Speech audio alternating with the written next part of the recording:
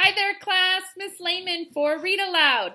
Today we're going to read Wemberly Worried by Kevin Hanks. This is a good book. All right, Wemberly Worried. Wemberly worried about everything. Big things. I wanted to make sure you were still here. Little things and things in between. Mama, what if I shrink?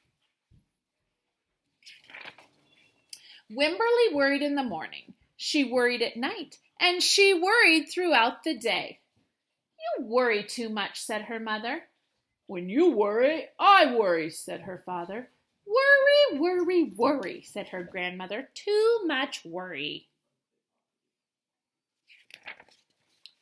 At home, Wemberly worried about the tree in the front yard. What if it falls on our house? And the crack in the living room wall. What if it gets bigger and something comes out of it? And the noise the radiator made. What if there's a snake inside? At the playground, Wemberly worried about the chains on the swings and the bolts on the slides and the bars on the jungle gym. Too rusty, too loose, too high. And always she worried about her doll Petal. Shouldn't Petal have a car seat too? Petal's lost forever. I found her, sweetie. I'll wait for you, Petal. Don't worry, said her mother. Don't worry, said her father. But Wemberly worried. She worried and worried and worried. When Wemberly was especially worried, she rubbed Petal's ears. Wemberly worried that if she didn't stop worrying, Petal would have no ears left at all. On her birthday, Wemberly worried that no one would come to her party. See, said her mother, there was nothing to worry about. But then Wemberly worried that there wouldn't be enough cake. This is the best present ever. I wish I had my birthday today. On Halloween, Wemberly worried that there would be too many butterflies in the neighborhood parade. See, said her father, there was nothing to worry about. But then Wemberly worried because she was the only one. You worry too much, said her mother. When you worry, I worry, said her father. Worry, worry, worry, said her grandmother. Too much worry. Soon, Wemberly had a new worry, school. Wemberly worried about the start of school more than anything she had ever worried about before.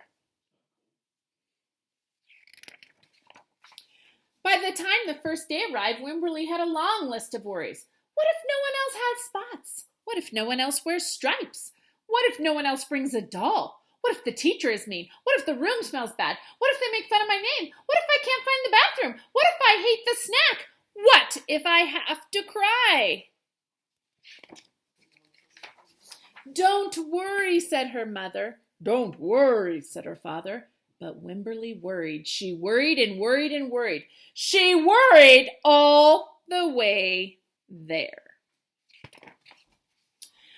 While Wemberly's parents talked to the teacher, Mrs. Peachum, Wemberly looked around the room.